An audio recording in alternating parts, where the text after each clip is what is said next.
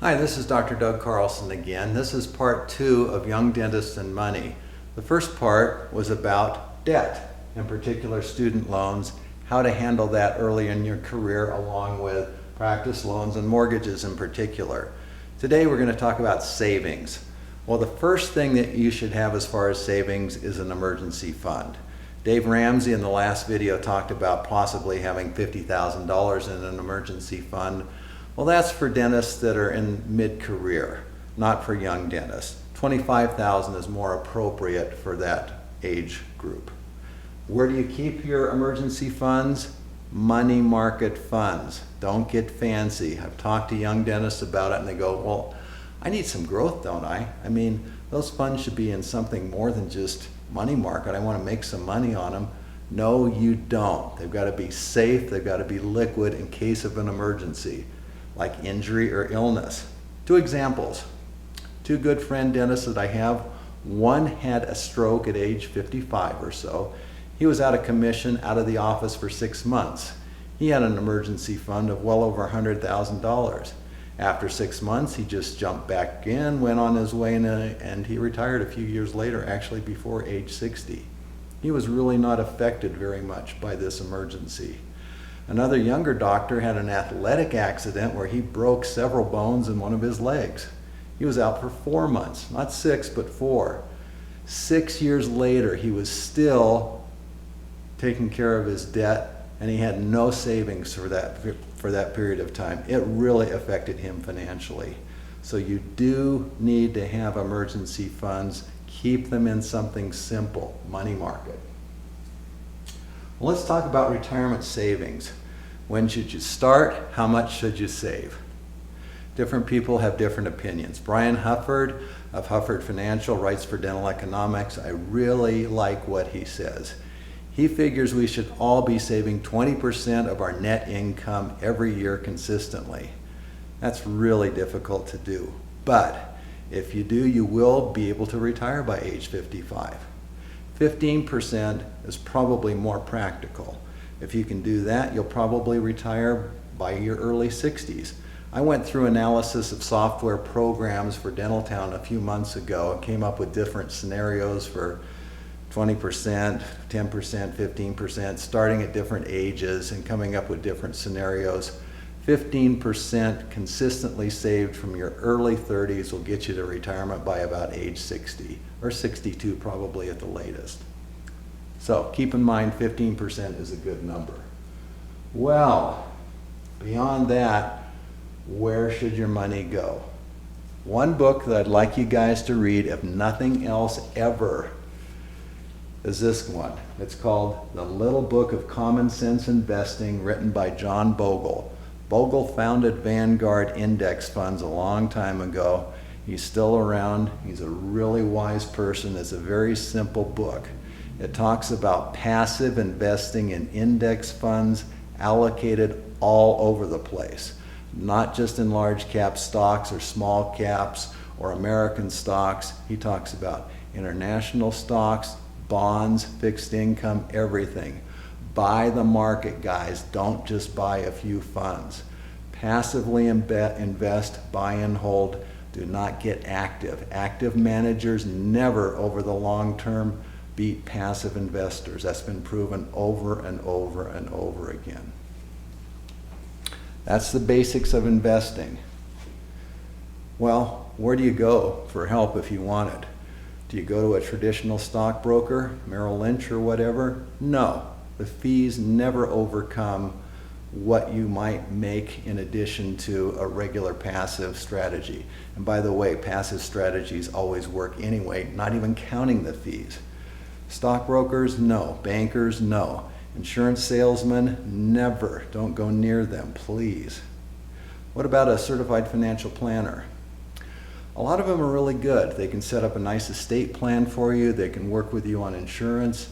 Investments, yes. I like what they do. They work with discount brokers. But if they're actively managing your funds, they're buying and selling and trying to tweak and follow the winners, they're not going to do as well as those that have index funds, which are passively managed, which means you only rebalance to get your percentages back in order once a year. If they're using active strategies, you're going to lose. Well, what about doing it on your own? Absolutely. One other thing before then, though, that I'd like to talk about is you can go to Vanguard, Fidelity, Schwab, or a discount brokerage for very little money or zero. They will set up a proper allocation for you, which is allocated over all different asset classes, which will do quite well for you. That's very inexpensive. I would highly recommend it. Even a target date retirement fund, which rebalances on its own, is something good to go for. But if you want to do it on your own, it's also very simple. I've written John Bogle down here because of the book he wrote, but also there's a following, and there's threads like Dentaltown at some place called Bogleheads.com. It's actually .org. It's a nonprofit. Bogleheads.org will have lots of information on proper investing for you people. Another place to go, and I actually use this, is called Lazy Portfolios.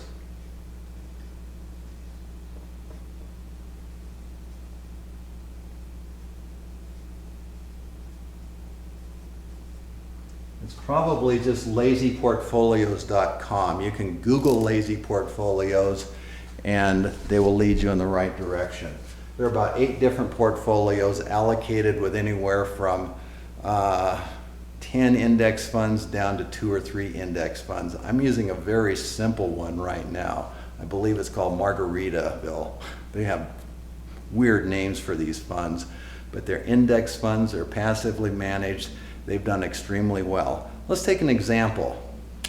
The lost decade, 2000 to 2011. The S&P 500, if you invested $1 million in the S&P 500 in 2000, by 2011, you'd still have your $1 million. And that's all you'd have. But that's only the largest 500 companies in the United States. That's a tiny, tiny portion of the universe of investments. There's small cap stocks, there's medium cap stocks, there's growth stocks, value stocks, there's international stocks, there's emerging country stocks, and then there's fixed income with bonds, different type of bonds, municipal bonds, treasuries, there's REITs, there's corporate bonds, there's high yield or junk bonds, there's all sorts of different things that you can invest in. Guys, invest in the market, the whole market, not just tiny little segments.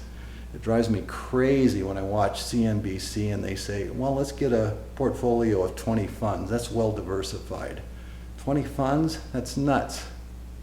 Anyway, S&P 500 over the years 2000 to 2011, zero growth. But hey, if you, like me and a lot of other people, have a diversified allocation of 50% index stock funds and index bond funds, guess what? We gained 4 to 6% per year over that decade. We started out with $1 million. After those 10 years, just by rebalancing and not adding any more money, we would have had $1.6 to $1.7 million.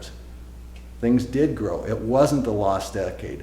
Only for those that went into very risky situations like just investing in the S&P 500. Gold is another example of a risky investment.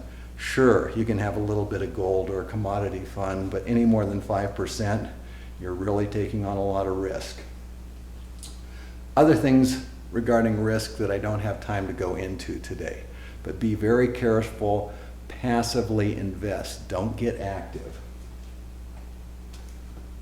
Well, let's go through my last part here, which is called Nonos, or in the article I have that's scheduled for Dentaltown, it's a young doctor supplement that they have at the end of the year. In it, I call it Dark Pits of Financial Depravity. What to stay away from?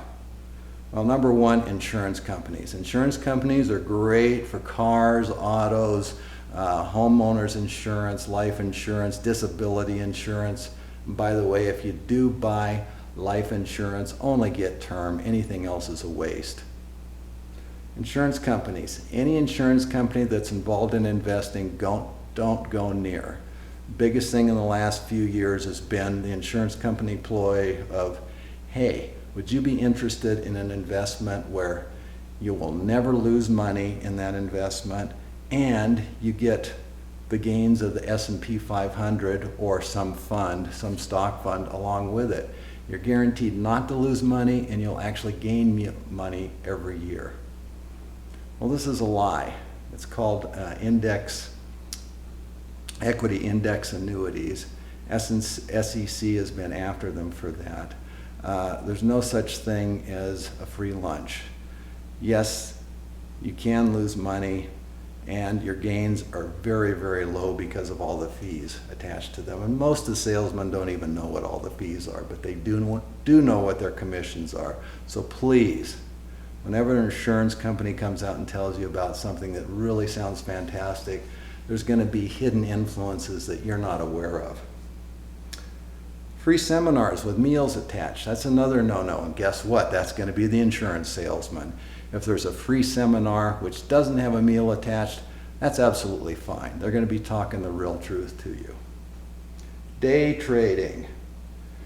Oh boy, Dentaltown threads. There's day trading threads all over the place where guys are into 20 different funds, they're running options, they're doing all sorts of tricky things to try to beat the market. Guys, over the long run, you can't beat the market. It just doesn't happen. 5% of your fund money, I have fund money that I've used in the past where I had invested into a petroleum company. As long as it's 5% or less, hey, join an investment club, invest some money, get into oil, get into gold, but at the 5% level, do some day trading. Trust me, I've been through technical analysis, fundamental analysis, options, I know the whole gamut. It doesn't work long-term for building wealth. We're talking about basically gambling here rather than building wealth. And my pet peeve really is vacation timeshares. Buying second homes, having interval ownerships, probably a waste of time. For instance, Tom Stanley of The Millionaire Next Door wrote a book recently about living like a millionaire, and he talks about decamillionaires, those that have more than $10 million in savings, not including their home. Rarely do they have a second home or a timeshare. The reason is it's a pain. Why manage that? They'd rather go to kayak, find a place basically where you have your timeshare, pay less than your maintenance fee, and they're not tied into anything. They can go wherever they want. So be careful of having multiple residences in other places. Same with having satellite dental clinics. That's a real hassle too for doctors, and that's a whole different ballgame. So that's it for today. Hopefully that gives you an idea of basically where to go. Again, as far as books, this one probably has more good information than any other book out there. There's plenty of good books which have good financial help for you guys. But this is an easy one to read. It takes just a couple nights. You'll have earmarks all over the place. It's really interesting and fun reading. Now, if you'd like to get in touch with me, I do not take people's money and invest it. I only talk to people and give them advice. If you'd like to talk to me about your situation, that would be great. I can be found at 760-535-1621. That's my office and home phone number. Or you can get in touch with me online. I'm at drcarlsen@gmail.com. Said that a little weird. drcarlsen@gmail.com. The Dr. Carlsen is all squished together, all small caps, and Carlsen is S-E-N. So I'd like to hear from you. Give me a call or write me. Have a great day and enjoy your new career. Dentistry really is a lot of fun. You're helping people. There's plenty of money to be made. Just watch out for the sharks. Hey, have a great day.